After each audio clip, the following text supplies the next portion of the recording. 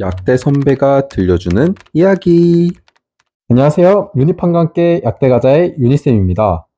오늘은 카페인 제3편을 영상을 준비해 봤습니다.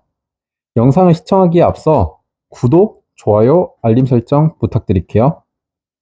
네, 다시 영상으로 돌아가 보면 지난번에 제가 카페인 추출 실험에 대해서 영상을 촬영을 했었는데 그 실험, 추출하는 실험뿐만 아니라 그 카페인 그 자체에 대해서도 조금 자세히 설명을 해주면 좋겠다라고 하시는 구독자분이 계셔서 이렇게 카페인 제3편을 촬영하게 되었습니다. 카페인을 그 구조로 봤을 때는 다음과 같은 구조라는 것을 확인할 수 있고, 이 카페인과 굉장히 비슷한 구조로는 테오필린이 있습니다. 그래서 그 구조도 한번 알아보시면 좋을 것 같고요.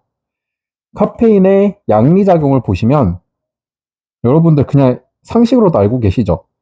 카페인 많이, 커피나 아니면 뭐 에너지 드링크나 이런 거 많이 섭취하시면 잠이 안 오고 밤에 특히 늦게 먹으면 막 계속 말똥말똥, 눈만 말똥말똥 떠 있는 경우가 많은데 각성 효과, 그리고 졸음 방지 효과, 뭐 이런 효과가 있다는 걸 기본적으로 알고 계시잖아요. 그거를 조금 더 우리는 더 구체적으로, 전문적으로 한번 생각을 해보면 아데노신에 대한 경쟁적 억제제라는 것을 알고 계시면 되겠습니다.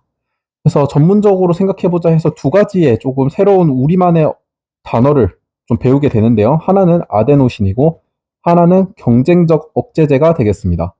그래서 경쟁적 억제제는 효소 단원에서 여러분들이 접하게 되실 텐데 아마도 생명과학 2에서 나올 거예요. 그 내용이.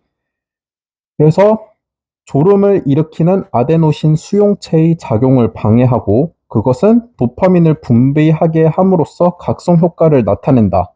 이렇게 글로 쭉쭉 설명을 드렸고 오른쪽에서 조금 더 구체적으로 이에 대해서 설명을 드리도록 하겠습니다. 오른쪽에 먼저 보시면 지금 이제 아데노신에 대해서 이해를 하려면 어쨌든 여러분들이 지금 처음 접하는 단어잖아요. 그래서 이거에 대해서 이해를 하려면 ATP부터 알아야 합니다. ATP는 많이 들어보셨죠? 그냥 여러분들이 직접 진지하게 공부는 안 했더라도 과학을 하다 보면 뭐 화학도 그렇고 생물도 그렇고 ATP라는 단어가 굉장히 많이 들리는데 ATP는 다음과 같은 구조를 갖고 있습니다. 그래서 다른 말로는 아데노신 3인산이라고 하고 영어로는 아데노신 트라이포스페이트라고 합니다. 그 구성이 어떻게 되냐면 아데닌 플러스 5탄당 플러스 인산기 3개로 구성이 되어 있습니다. 그러면 ATP를 왜 이제 설명하는지 알겠죠? ATP라는 아데노신 3인산에는 아데닌이라는 게 포함되어 있고 그 아데닌과 5탄당이 합쳐지면 아데노신이라고 또 부릅니다. 무슨 말인지 아시겠죠? 그러니까 아데노신, 아데노신이라는 게 ATP라는 구성 성분 안에 들어가 있기 때문에 제 ATP를 먼저 배우는 거고요. 지금 이거 아데닌 5탄당 인산기 이것도 뭔가 다 낯선 단어라면 이 구조를 통해서 제가 설명을 드릴게요. 자, 이 구조가 무슨 구조라고 했죠? ATP 구조라고 했죠. 그래서 그 ATP 안에는 다음과 같이 이게 아데닌이고요. 이게 5탄당이고요. 그다음에 이거 하나가 인산기 하나입니다. 이러한 인산기가 하나, 둘, 세 개 있다 해서 트라이라고 쓰이고 트라이포스페이트라고 말을 하는 겁니다. 그러면 이게 만약에 지금 세 개 있는데 두 개 있으면 뭐가 되겠어요? 다이포스페이트 되겠죠? 그게 우리가 또 많이들 들어보는 ADP가 되고요. 인산기가 두 개가 날아가서 하나만 있으면 트라이 대신 모노를 쓰고 AMP가 되겠습니다. 그래서 ATP, ADP, AMP는 인산기의 개수에 따라 달라지는 용어라는 거 알고 계시면 되겠고요. 그리고 이러한 ATP는 생명과학 2에 또 여기 써드릴게요. 생명과학 2에서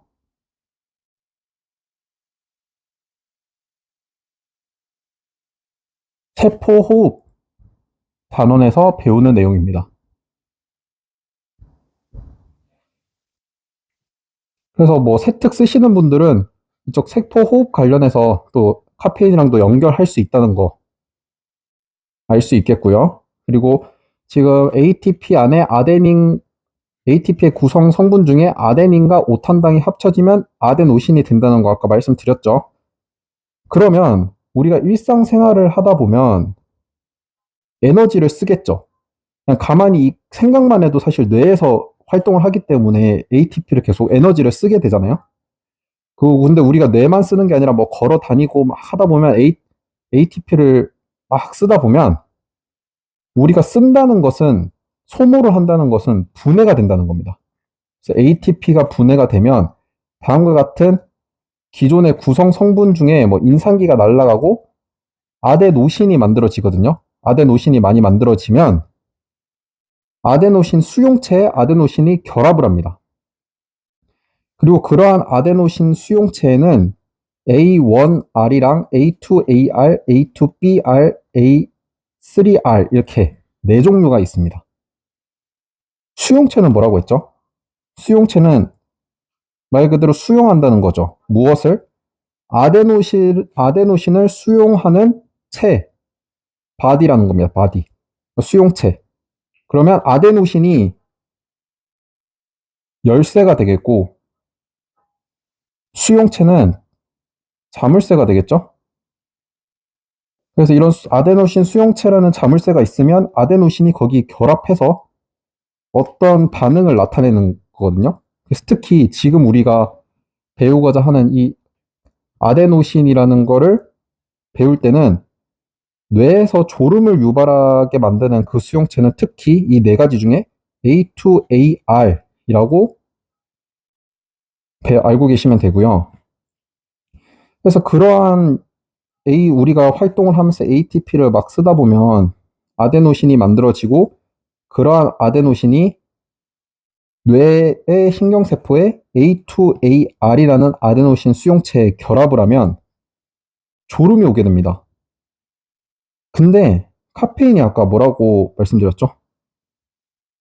카페인은 이러한 아데노신에 대한 경쟁적 억제제입니다. 이 경쟁적 억제제도 중요한 키워드인데 쉽게 생각해보면 경쟁한다는 거예요. 누구랑? 아데노신과. 그래서 억제한다는 거예요. 무엇을? 아데노신의 작용을. 아데노신의 작용이 뭐라고 했죠?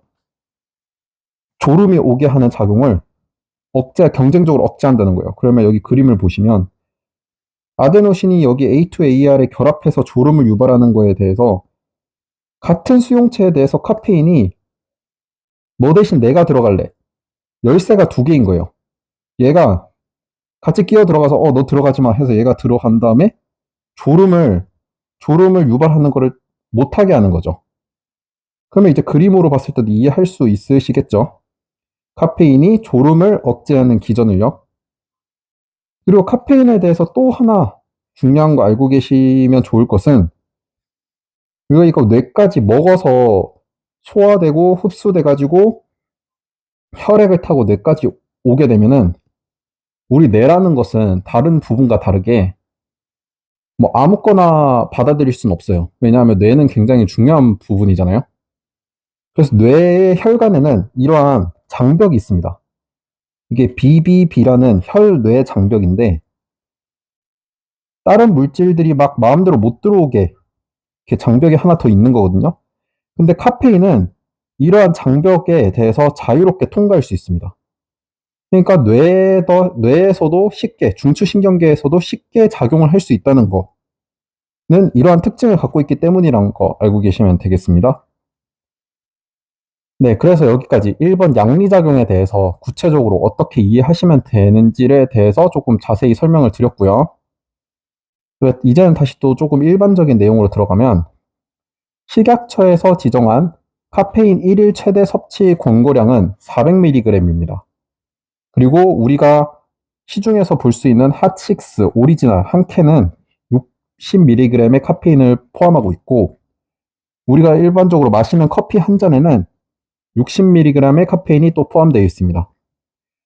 그래서 이거 두 개는 거의 뭐 비슷한 용량의 카페인이 들어있다고 생각하시면 되고요.